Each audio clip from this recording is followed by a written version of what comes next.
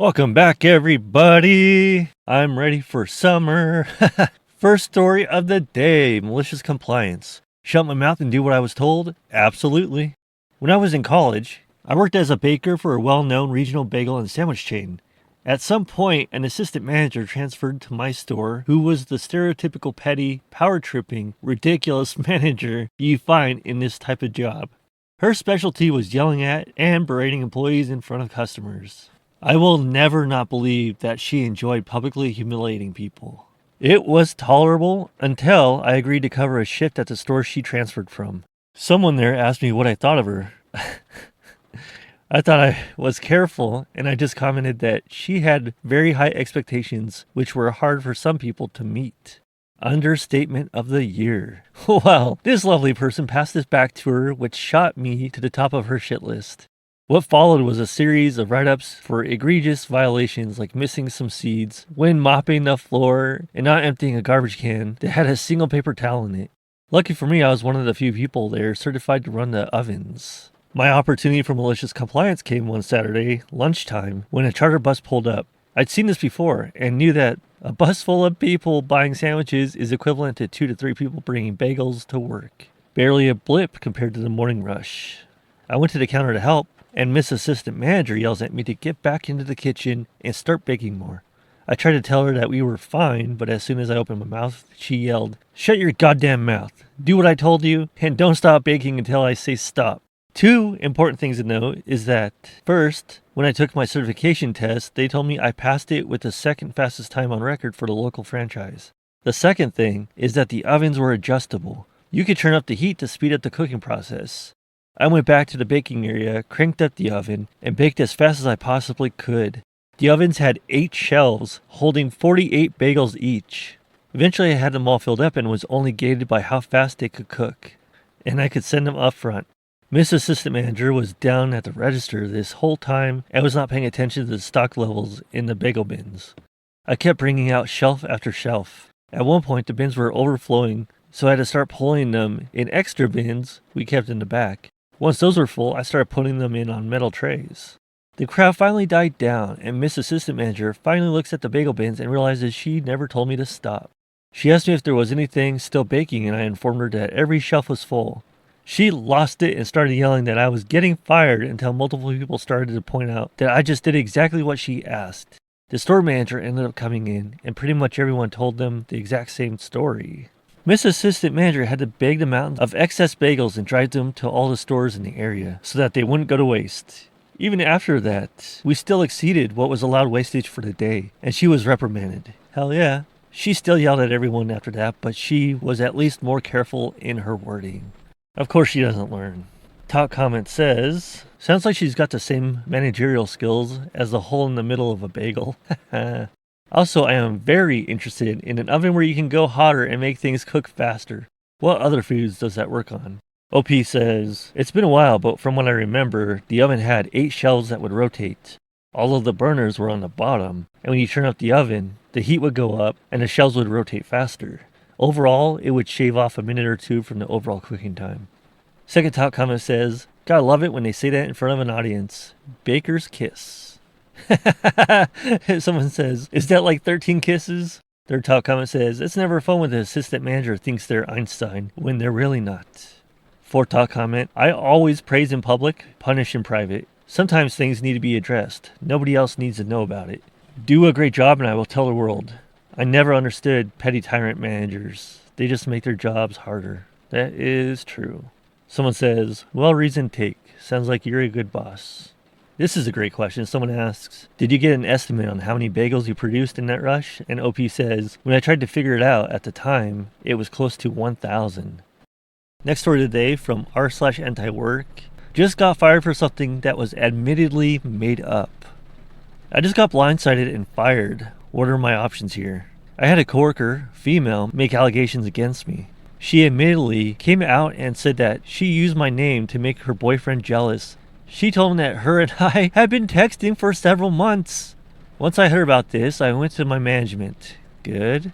Maybe have it in writing, Always get it in writing and email yourself a copy. Once I heard about this, I went to my management. I told them what I had heard, prompted them to do an investigation, and offered to change shifts so that we would not work together until they had concluded their investigation.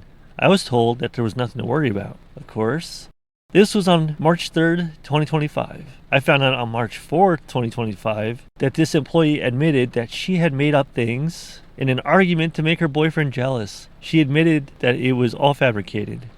I asked the manager into the office on March 4th and told him that the situation made me uncomfortable and that I wasn't sure what to do next. I was told essentially to stand by as they did their own investigation. So I worked. At the end of my shift, I once again asked the manager into the office, was told that they would talk to this girl and that it would be handled. I've been off work since. Today, March 7th, I called work to try to pick up a shift that was open on my day off. Was told over the phone by a manager, I was hoping to wait until Monday, but since you called, we're letting you go. I asked why, and the response was, because of all this going on with blank. What do I do? Tennessee is an at-will state. Edit. I would also like to point out that this girl has given my number out, which she got from the management office green book, and I am not receiving vaguely threatening messages from a number I don't know. What the hell, man? That is a guaranteed lawsuit. Top comment says, what she did constitutes sexual harassment, implied sexual relationship. Consult a labor lawyer. Someone responds, and the employer retaliating against the victim of the harassment is completely illegal, at will or no. Someone else says, also create a suit for libel/slander. What she did has caused you harm. OP says, I've called a ton of employment lawyers today. I didn't think about the libel/slander aspect. Being Friday, most took my info and said they'd call back next week. Good. Second top comment says, this is straight up wrongful termination. Even in an at-will state, you cannot be fired for a completely false accusation that was admitted to be fabricated. Document everything and consult an employment lawyer ASAP. Also, if she took your number from company records and is causing harassment, that's a serious privacy violation. It's a really serious situation. I recommend that you use some workplace communication advice websites, such as ChatVisor, for your follow-up communication with the company to help ensure the best possible outcome. Someone responds, right, she's the one who should be fired. Someone else responds, correct, at-will employment still has stringent guidelines they have to follow. Another person responds, saying, I would add a note that 49 out of 50 states are at-will. It doesn't mean as much as people think it does. Third top comment says, if you file a formal grievance claim with HR, it could be considered retaliation if they fired you. Someone responds saying, that would be a waste of time in Tennessee. That is a trip. I like this from r/anti-work. The title is, How to Stop the Want and Need to Complain About Work. I'm so miserable at the job, I know I complain all the time. I'm sure my partner, friends, and family are sick of hearing about it. Even my coworkers and I complain, and I don't want to get fired because of it. I know this sounds pretty simple. Shut up, just get a new job, but all are easier said than done. I guess I think it's going to make me feel better to do it, but the need is never satisfied. I'm in the process of job hunting and learning new skills to get out, but I'm not sure how long it'll take. Your advice is appreciated. This only has 2 comments so far. First one says, I mean, yeah, if all you do around your friends and family is whine, then they're probably sick of it. So stop it and complain on Reddit instead like the rest of us. Second person says, find the small joys at work that make you smile, no matter how small. Talk about that. I think this is a good post from r/anti-work. Why do we need to earn basic dignity? I've been thinking a lot about how much our lives are tied to proving we deserve things that should just be human rights. You want healthcare? Better have a job with good benefits. Need time off? Hope you have enough PTO saved. Want to retire? Work 40 plus years and maybe you'll get to enjoy the last few. It's wild how everything, from rest to survival, is treated like a reward for productivity, not just a basic part of existing. And the worst part? We've been conditioned to accept it. Why do we live in a system where dignity has to be earned? Shouldn't we have the right to live first and work second? That is true. What are the top comments? Top comment says, the correct answer is because it's an easy way for ruling class to manipulate the working class. They convince us that we have to earn our right to water, food, and shelter so that we can work for them for cheap, all while they will never risk going hungry a day in their lives, all while they choose to just not work and live a life of actual luxury. I'm sick and tired of this. It's because you need someone else to cook for you mentality being used against my fellow working class people. The rulers have everything that they could ever need and more. yet they don't need to work to earn their lifestyle. It's time to strike back. Second thought comment says, it's wild that society expects me to work and contribute and pay taxes, yet society hasn't given me anything in 27 years I've been alive. Needless to say, I don't work, I don't contribute, and pay as little taxes as possible. Society and other humans offer me checks notes. Zero social safety nets. If I wasn't one with capital, I'd be literally left for dead, homeless, sick, and starving. Yeah, no, not like this. Back to malicious compliance.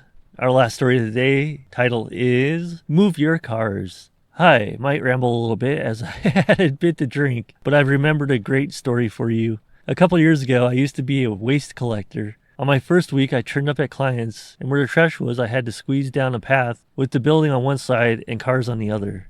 As I'm trying to avoid all the cars, I accidentally popped the end of the guttering of the building. No massive problem, I thought. The manager storms out. Manager says, I just had to replace this whole guttering because of one of your lot. Okay, I'm sorry. I understand, but I've got to maneuver around these vehicles as well. The manager clearly wasn't happy, and I continued the day. The next week I head back. I stop at the front of the alley, and I go in and make every single car move so I don't have to squeeze through anymore. Took 15 minutes of waiting, but oh well. I did this every week until I left, pulling people out of meetings to move their cars, even if I could squeeze down, just to be safe. Never changed, but I felt a little sense of accomplishment as I got paid hourly, and people had to take the time out of their day to appease this woman. I mean, common sense, come on. This isn't even malicious compliance. You just ask people to move their vehicles so you don't have to break their building or their cars. Of course you wait for them to move their vehicles. This is ridiculous. Thanks for listening, everybody. I hope wherever you are today, it's sunny and beautiful, not wet and rainy. I will see you in the next one. Please leave a comment. I want to read comments in future videos. Go ahead and put some below. Tell us your stories. Share what you're doing today, hiking or anything, or even watching any good shows or movies. Let us know. I'll see you in the next one.